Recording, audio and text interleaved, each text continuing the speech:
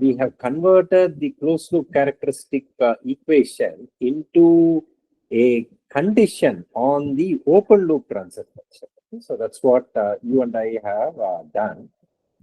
So consequently, if we use this perspective, we will be able to construct the steps involving the root locus by utilizing this canonical form for the open loop transfer function. So if you look at the point -1 as a complex number has a magnitude of 1 and has a phase of 180 degrees. Okay, so depending on how you measure the phase, either clockwise for the positive wave axis or anti-clockwise, we can write it as 180 or -180. For that reason, and also like other algebraic reasons, as we will learn, we write this 180 degrees as a plus or minus 180 degrees times 2k plus 1. So it is essentially an odd multiple of 180. Okay, so typically when we want to process higher order systems, we will realize it when we do examples, right? So it's an odd multiple of 180. Okay, so it's better to interpret it. Okay, so that's why we will typically encounter this angle as plus or minus 180 degrees times 2k plus 1. So this g of s h of s equals -1 now can be written in as two conditions. That is, as we know, g of s h of s equals -1 means it is the value of those values of s at which this becomes -1 are the closed loop poles. So the first condition is what is called as the magnitude condition, where magnitude of g of s h of s equals 1. We are rewriting this equation, okay, into two conditions. Okay, one as magnitude of g of s h of s, another is phase of g of s h of s, which should be phase of 1, which is an odd multiple of pi. Okay, so the first condition is what is called magnitude condition. The second condition is called angle or phase condition. So any value of s, it satisfies these two conditions, is a closed loop pole. Okay, so this is the key theory behind root locus. Okay, so once again, let's quickly recap before we go to the example. So as far as the closed loop poles are concerned, they are the roots of this equation. 1 plus g of s h of s equal to 0. So if we rearrange the term, we get g of s h of s to be equal to -1. So in other words, any value of s which satisfies g of s h of s to be equal to -1 is a closed loop. Okay, that is point number 1. And the point -1 essentially can be written as two entities, right, in the complex loop. One is the magnitude condition, the magnitude of -1 is 1, and another is the angle condition or the phase condition, where the phase of point -1 is an odd multiple of 180 degrees or pi. Okay, so that's what we have. So now with these two perspectives, we write two conditions: g of s h of s equal to magnitude of g of s h of s equals +1, and then like the phase of g of s h of s is an odd multiple of pi. Okay, so these are the two conditions that come about it. Okay. So any value of s which satisfies the magnitude condition and the phase condition is an closed loop pole. Okay, so that is the idea. Okay, so now let's go to the example. Okay, first let me set up an example, and then like we will start learning the steps of the root locus. So what we are doing is it like so as we discussed when we do control design, right? We discussed it earlier also. When we do control design, you and I, look at the perspective of getting the first cut ranges of the controller gains through the stability analysis, right? So of course that helps but to essentially narrow down the ranges of controller gains, but still, like we are going to have a large set of controller gains within sample phase stability, right? So typically, we will essentially have performance specifications help us narrow down this range, and that's what you and I are going to learn, right, through the root loops. So let's do this example. So we have, oops, okay. Yeah, we have the plant transfer function, which is 1 by s squared plus 4 of s. So if we factorize s squared plus 4 of s, we get s times s plus 4. So we can immediately observe that there is a, like a pole, plant pole at, poles are at 0 and minus 4. Okay, so we don't want a pole on the imaginary axis, right? Yeah, we can argue that it's marginally stable, but that's something which is not desirable. So the task before us is to design a unity negative feedback closed loop control system such that the closed loop control system is stable and also satisfies these two performance requirements. If you recall, we have performance requirements considering a dominant second order underdamped system, and we have given settling time and peak overshoot criteria. Right. So we already learned how do we convert this into regions of closed loop poles, right? So if we go back to a few classes, so we did this exercise, right? So let me just scroll up. Just give me a second, please. Yeah, we did this example, right? So where we converted this condition on settling time and peak overshoot into sort of like an open trapezoid region, right? They explain where we want the closed loop poles to lie. Now the question is the following, right? So how do we figure out what are the controller parameters which will help us or place the closed loop poles in this region? Okay, so that's where we are going to use root loops. Okay, so let's go one step at a time. So this is our plant transfer function P of s. We have unity negative feedback. So H of s is 1. So we have negative feedback. So we have the reference input R of s. So R of s minus Y of s is the error E of s. It passes through a controller, and then like we get the input U of s, and then like we have Y of s coming out from the plant. So as we know, let's first start with the proportional controller. C of s is Kp, as we know, for a proportional controller. The forward path transfer function is C of s times P of s. So we are going to have Kp divided by s squared plus 4s. H of s is 1. So you and I can go and calculate the closed loop transfer function as G of s divided by 1 plus G of s. Okay.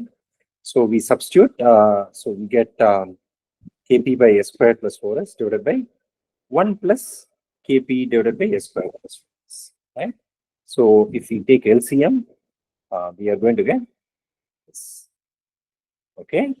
So the closed loop characteristic equation for this system then becomes s squared plus 4s plus Kp equal to 0. So we have concluded that the closed loop system will be stable for all Kp greater than 0. Why is that? Can you recall what was the necessary and sufficient condition?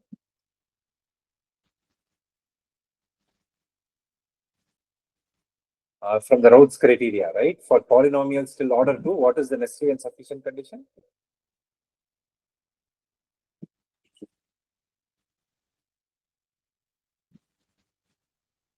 All coefficients must be? Sir, non-negative and greater than 0. Non-negative. All coefficients must be non-zero and of the same sign. All of the same sign, yes. Yeah. Yeah. So they must be non-zero and of the same sign. Okay. So please remember that, right? So if we recall, this is applicable only for polynomials of order 1 and 2. Okay. After that, we need to construct the Rhodes set. But for polynomials till order 2, the necessary condition, which is all coefficients must be non-zero and of the same sign, is also a sufficient condition. Okay. So here we have a second order closed loop characteristic polynomial. So the necessary condition for it to be Hurwitz, right? So when is a polynomial said to be Hurwitz? When all its roots lie in the left of complex, right? So the necessary condition for it to be Hurwitz is all coefficients must be non-zero and of the same sign. for a polynomial of order till 2. So here, what is the coefficient of s squared? In this example, a naught is, if you compare, right? What is the coefficient? 1. It is 1, right? It's plus 1, right? What is the Yeah. coefficient A1?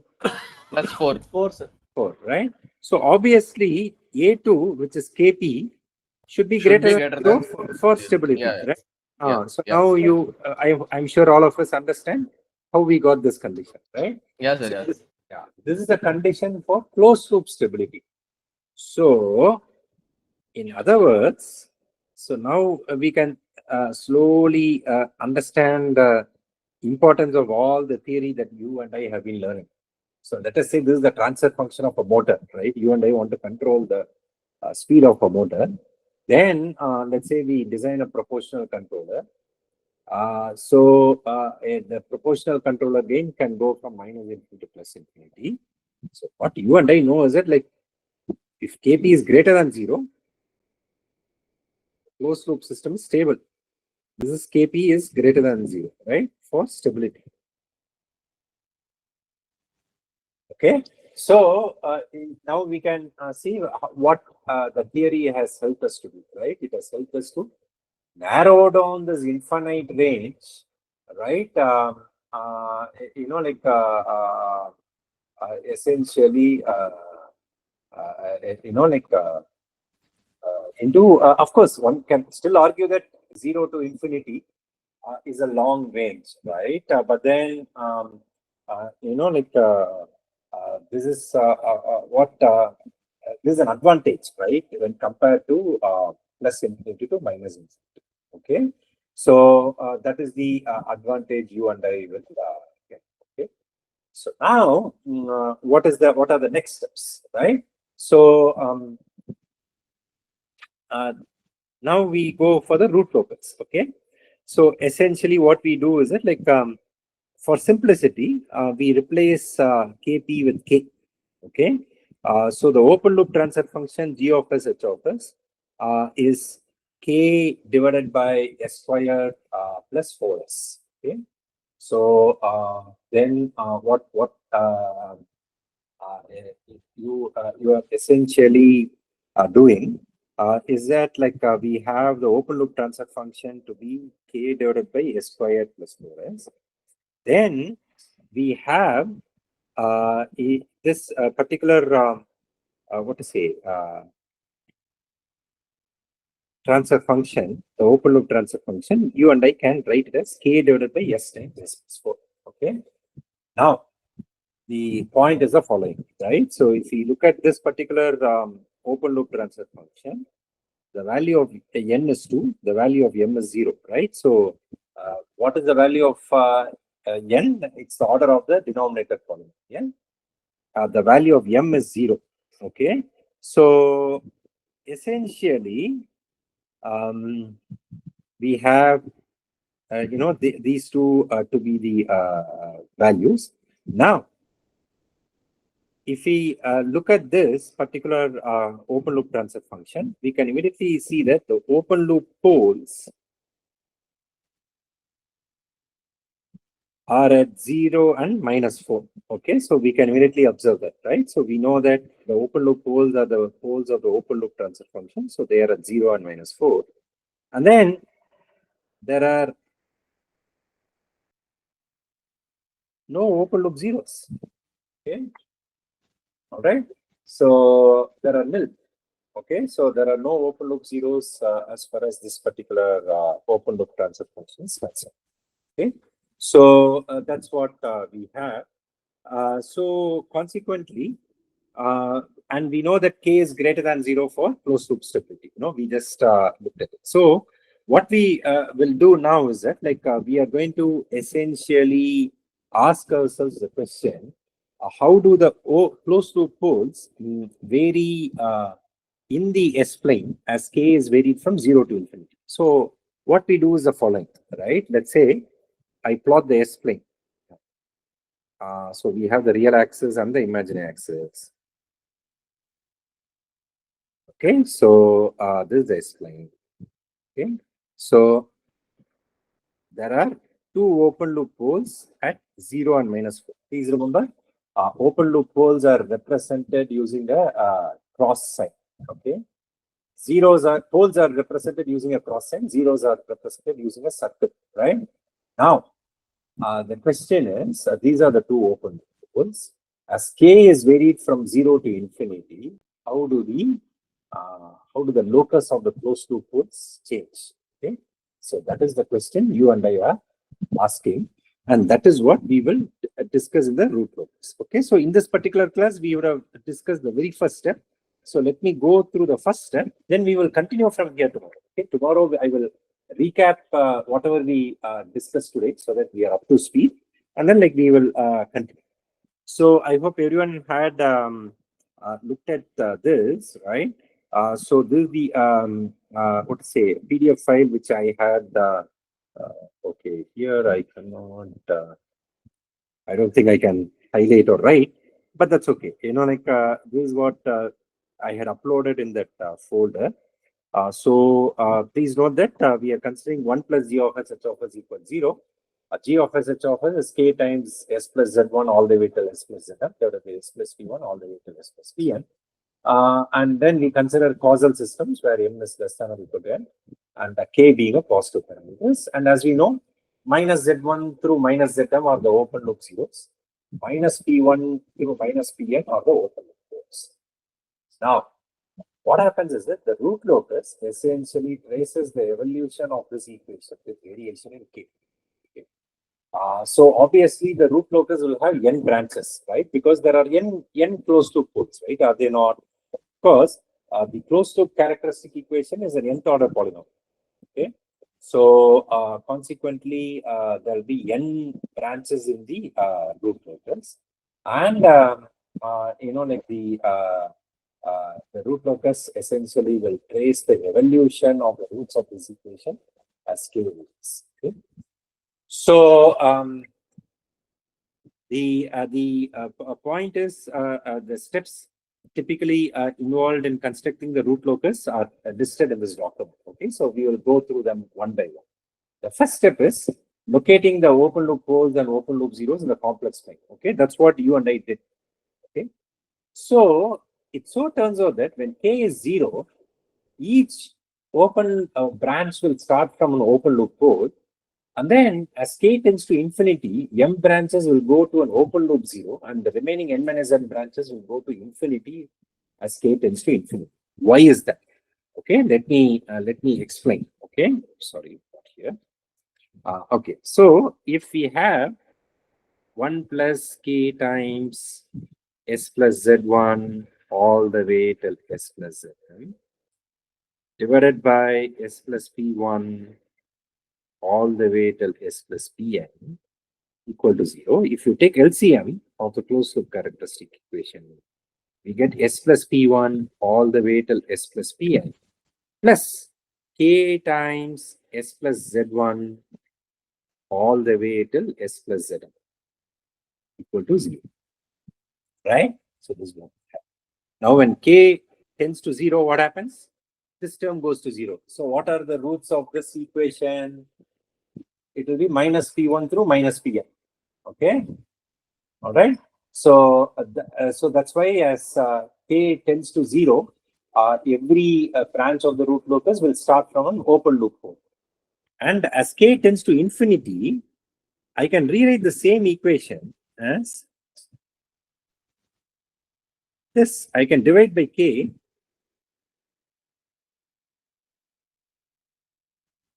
and we will get this.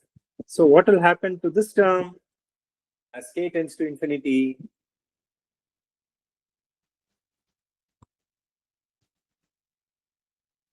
What do you think will happen to 1 by k? That will become zero. That will Zero. become 0. So this closed loop characteristic equation will then become s plus z1 all the way till s plus zn.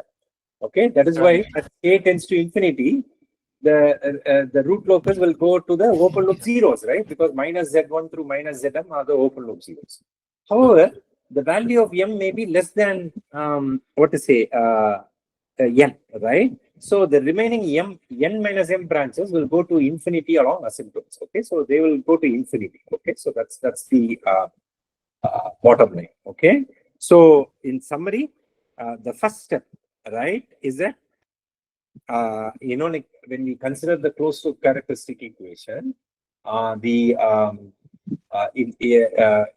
will be of the form 1 plus k times s plus z1 all the way till s plus z1 divided by s plus p1 all the way till s plus pn. We are first constructing the root locus for the case when k is greater than 0. Okay, so that's the first case you and I are considering. What we figured out as the first step is that the root locus will have n branches, and each of the n branches will start from an open loop pole when k is 0. And out of the n branches will go to open loop zeros as k tends to infinity. The remaining n minus m will go to infinity along what are called asymptotes. Okay. So in this particular example, we are going to have two branches, right? So when k is 0, we are going to have two branches starting from -4 and 0, because those are the two open loop poles. Okay. So then the question becomes, like, what do we do, right? So essentially, we have let's say two open loop poles at the origin and -4. The question becomes, what happens to the root locus, right? How do we go from there? So we will continue from step 2 in tomorrow's class, right? So in today's class, we have broadly looked at, like the notion of root locus, right? And, we have tried to, get started with it, all right? So, but then, we need to figure out, what are the next steps, right? So, that's something which you and I will learn from tomorrow's class, right? Okay. So, any questions on the root locus and where we started off? But please read these steps and come to tomorrow's class so that like it will be very effective. All right. So that's important. Any questions?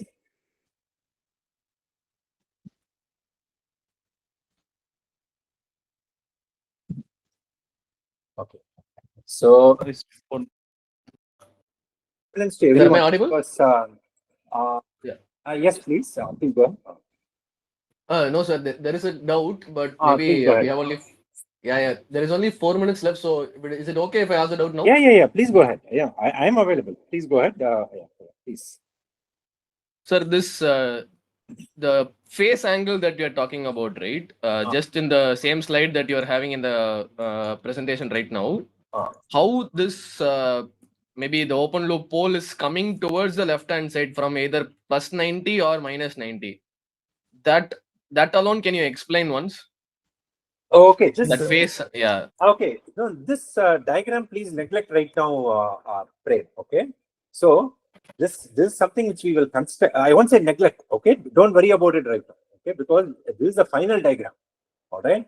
If you watch through the videos, like we will learn how to construct this diagram. Right. Yeah. Oh, okay, sir. Okay. So this will come in the asymptotes next step.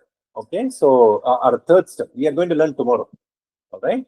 Then you will understand what this phase is, that 90 to 70 and all, what you're talking about. Am I correct? Yes, sir. Understood. Yeah. That is step 3. Okay, it is coming up. I think the flip side of this flipped classroom learning is this, right? Because you and I are looking at a static notes, which has future content also. Like that is something we need to balance. So we are going to learn tomorrow. Okay? Yeah. That means we are neglecting causality, sir. No. Yeah. So, yeah, in a sense, in learning, yeah, we always try to anticipate. Exactly. Right. So, yeah, correct. But in control design, we have to keep causality, of course. Right. So, just on a lighter note, sir. Yeah, absolutely. I think that's a good observation. Right. So, thank you, sir. Okay. Yeah, thank you. So, Arunachal, what I will do is I will give attendance to everyone because I sort of like changed the schedule. But we will continue tomorrow at 5. We'll continue tomorrow at 5, and then like we will also I'll also quickly recap what we did today so that like we can go from there. All right. Okay, sir. Fine. Yeah. Thanks for your support and cooperation. Tomorrow hopefully sir. we'll meet at 5. Okay. Thank you. Thank you, sir. Thank you, sir. Thank you, sir.